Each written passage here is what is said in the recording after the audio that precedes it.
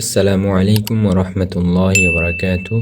কোরআন শিক্ষা কোর্সের অষ্টম ক্লাসে আপনাদের স্বাগত। আজকে আমাদের পড়ার বিষয় হচ্ছে মদের বিবরণ। মদ কাকে বলে, কত প্রকার ও কী কী, আরও সাথে অনেকগুলো বিষয় রয়েছে। তো তার আগে একটি কথা হচ্ছে, আপনার মনোযোগ দিয়ে ক্লাসটি করবেন, ফুল ক্লাসটি করবেন, তাহলে আপনারা তা বুঝতে পারবেন। আমাদের ইতিপূর্বে 60টি ক্লাস হয়েছে। যারা আজকে নতুন তারা তা দেখে আসবেন, ডিসক্রিপশনে তার লিঙ্ক দেওয়া আছে। তো চলুন পড়া শুরু করি। মদ হচ্ছে মোট 10 প্রকার। তার মধ্যে একালিক মদ 3 প্রকার, যেমন একালিক মদ হচ্ছে 3 প্রকার, 3 আলিফ মদ 2 প্রকার, 4 আলিফ মদ 5 প্রকার। তো একালিক মদ 3 প্রকার কি কি? একালিক মদ 3 প্রকার হচ্ছে মধ্যে তবাই, মধ্যে বদল, মধ্যে লীন। 3 আলিফ মদ 2 প্রকার, 2 প্রকার হচ্ছে কি মধ্যে আরদি, মধ্যে মুনফাসিল, মধ্যে আরদি, মধ্যে মুনফাসিল।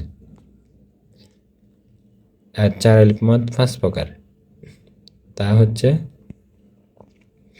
4 আলিফ মদ 5 প্রকারের মধ্যে মধ্যে লাজিম, হরফি, মুখাফফাফ, বাংলাও দেওয়া আছে, আরবিও দেওয়া আছে। মধ্যে লাজিম, হরফি, মুসাক্কাল, হরফি মুসাক্কাল, মধ্যে লাজিম, কালমি, মুখাফফাফ, মধ্যে লাজিম, কালমি, মুখাফফাফ, মধ্যে লাজিম, কালমি, মুসাক্কাল, মধ্যে লাজিম, কালমি, মুসাক্কাল, মধ্যে লাজিম, মধ্যে মুত্তাসিল। এই বাংলাও দেওয়া আছে, মধ্যে মুত্তাসিল। আমি আরেকবার বলছি, 4 আলিফ মদ হচ্ছে 5 প্রকার, মধ্যে লাজিম, হরফি, মুখাফফাফ, মধ্যে লাজিম, হরফি, মুসাক্কাল, মধ্যে লাজিম, কালমি, মুখাফফাফ, মধ্যে লাজিম, কালমি, মুসাক্কাল, মধ্যে মুত্তাসিল। এখানে শুধু বেশ কম হচ্ছে কালমি আর হরফি, আর না হলে এই দুইটা, ফার্স্ট হচ্ছে মুখাফফাফ, সেকেন্ড হচ্ছে মুসাক্কাল, এরপর মুখাফফাফ, মুসাক্কাল। এখানে শুধু কালমি, যে কালমিটা চেঞ্জ হয়েছে। আশা করি বুঝতে পারছেন। যদি কিছু না বুঝেন আপনারা কমেন্ট বক্সে জানাবেন, ইনশাল্লাহ আমি বোঝানোর চেষ্টা করব। পরে মধ্যে তবাই কাকে বলে? মদের হরফ হলে ডান দিকের উচ্চারণকে একালিফ টেনে পড়াকে মধ্যে তবাই বলে। যেমন খারা জবর, খারাজের উল্টা পেশ হলে একালিফ টেনে পড়তে হয়, যেমন বা,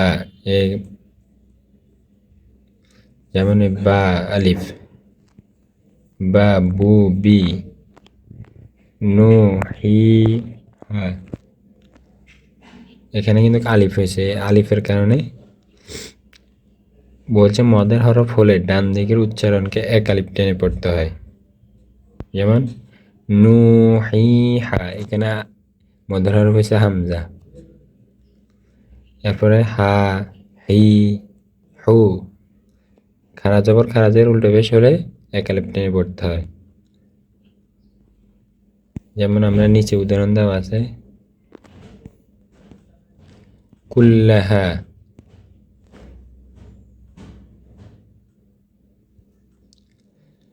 কুল্লাহা। এই আলিফ আছে, এই কারণে টান হয়েছে কুল্লাহা। আর আমরা কালকে তাসদিদের ক্লাসটি করছি, যারা করেন নাই তাসদিদের ক্লাসটি করবেন, তাসদিদ কিভাবে পড়তে হয় এ সম্পর্কে। এগুলো উদাহরণ দেওয়া আছে, আপনারা একটু পড়ে নেবেন। আমরা সামনে আগাই। কিছু না বুঝলে আপনারা কমেন্ট বক্সে কমেন্ট করবেন। এরপর মধ্যে বদল, হামজা একালিফ টেনে পড়া যে মদ পড়া হয় তাকে মধ্যে বদল বলা হয়। যেমন হামজা জবর আ, হামজা জের ই, হামজা পেশু, আ, ই, উ,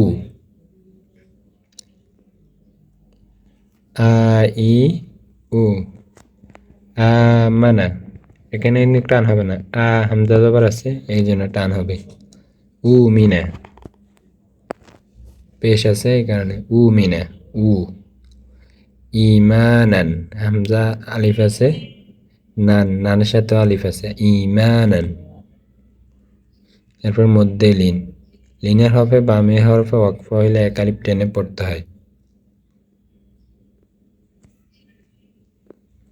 লিনের হরফে বামের হরফে ওয়াকফ হইলে এক আলিফ টেনে পড়তে, যেমন নু তাইফ, কুরাইশ, লিলাফি কুরাইশ।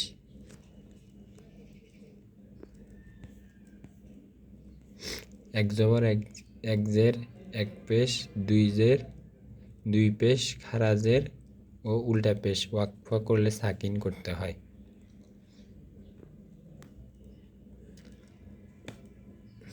গোলতা ও ওয়াকফ করলে তাকে হা সাকিন করতে হয়, যেমন আল করিয়া, এটা কিন্তু তা কিন্তু হাইর উচ্চারণ হবে, আল করিয়া।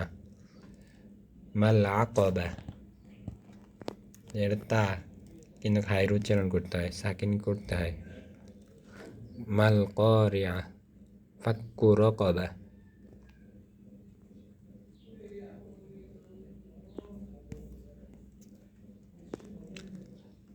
মধ্যে ওয়াজ, বিশেষ একটি আলিফ মাদ, দুই জবরের বামে ওয়াকফ করলে গোলতা না থাকলে এক জবর বাদ দিয়ে এক আলিফ টেনে পড়াকে মধ্যে ওয়াজ বলে, যেমন আফওয়াজান, এই জানের মধ্যে আলিফ আছে, আফওয়াজান। তাওবান, কারীমান, মুসাম্মান।